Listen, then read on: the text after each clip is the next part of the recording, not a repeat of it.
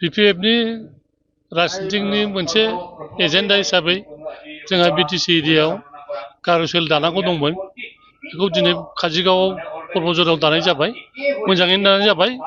बेवहाय जे डिस्ट्रिक्टनिफ्राय गार'फोर दङ बिथांमोना फैदों आरो मोजाङैनो दादों। बिपिएफआथ' लकसभा बिसायख'थिनि थाखाय साखाफारा जाबाय आरो देरहागोना खाथां जाबाय। इसुथ' नाङा भट बिनायाव, खारन बिभिन्न राजनितिकआ इसु गैयाब्लानो राजनिति गेलेगासिनो दं। जोंहाथ' इसु दं, जोंहा इसु दं। जाय बिथांमोना इसु गैया होननानै बुंदों बिसोरो जेबो मिथिया। जोंहा इसु दं, इसुखौ सानै होबाय आरो भबिसतफ्राव मा सिन्था खालामो कयेक दिननि गेजेरावनो बेखौ सिन्था खालामनाय जागोन। नैथियाथ' आं प्रानेस गयारि पर्बजरानि।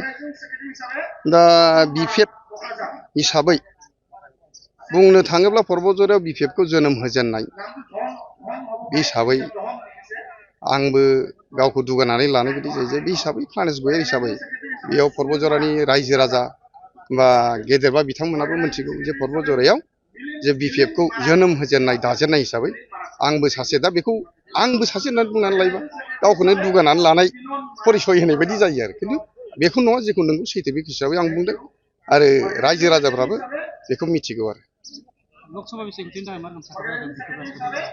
लकसभा बिसायख'थिनि थाखाय दिनै बेयाव इसेबां गोबां बाथ्रा बुंनांगौ बा मोनसे साननांगौ, इसेबां साननांगौ जेबो आं मोनाखै आरो बेयाव बुंनांगौ इसेबां खोथा गैया।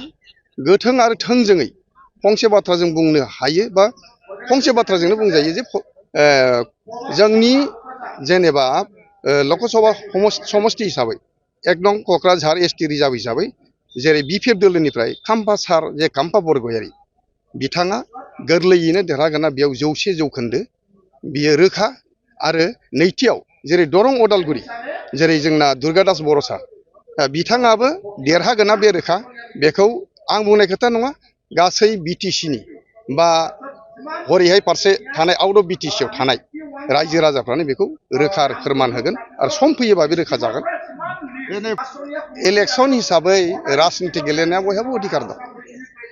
सोरबाया बेयाव गेलेनो मोना, बे गेलेनो हाया, बे अधिकार गैया। अधिकार दं हिसाबै गेलेथों आरो गेलेनाय हिसाबै गावबा गावनि फिथाइखौ सम फैयोबासो मोनो बे आरो। সুযোগ সময় পাই আমি আনন্দিত আৰু সুখী।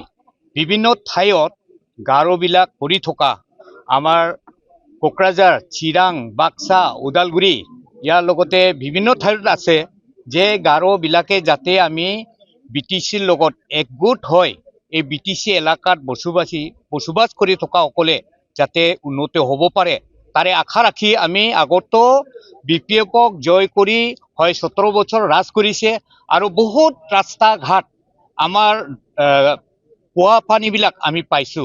য'ত আমি চাইকেল কান্ধত কৰি লৈছিলো তাতো চাইকেলবিলাক আমি কান্ধত কৰি ল'ব নালাগিল, আমি চাইকেল আৰামছে চলাই যাব পাৰে, গাড়ী আৰামছে লৈ যাব পাৰে। এতিয়া এই নতুন চৰকাৰ অহাৰ লগে লগে আমিতো আশা কৰিছো পৰিৱৰ্তনৰ কথা কোৱাৰ লগে লগে এই পৰিৱৰ্তন আৰু আমাৰ হাগ্ৰামা ছাৰতকৈ বেছিকৈ হ'ব বুলি। কিন্তু দেখা গ'ল এতিয়া পৰিৱৰ্তনটো আৰু সমস্যাবিলাক আমি বেছি দেখা যায়। আমাৰ ভিতৰৰ অঞ্চলত বহুতখিনি সমস্যা আছে, খোৱা পানীৰ আছে, ৰাস্তাৰ আছে, খেতি বাতিৰ আছে, সেইবিলাক দৃষ্টি নাৰাখে। আৰু য'ত আমাৰ ষ্টেট ডিছপেঞ্চাৰীবিলাক আছে তাত কোনোবা ঠাইটোত ভাল মতে ঔষধবিলাক পোৱা নাযায়। কেতিয়াবা পায় ষ্টেট ডিছপেঞ্চাৰীৰ ভিতৰত আমাৰ নাইগাঁওতো হয়, কিন্তু ভিতৰৰ অঞ্চলবিলাক বহুত প্ৰব্লেম।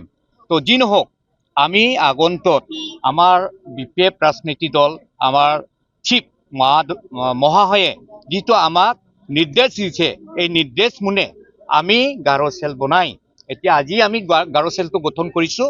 য'ত আছে আমাৰ গাৰো ভাইবিলাক, গাৰো পিতৃ মাতৃবিলাক তাত আমি যুক্তি পৰামৰ্শ দি ইয়াত ভোটটো দি আগন্তুক নিৰ্বাচনত জয় কৰিবলৈ আমি কাম কৰি যাম।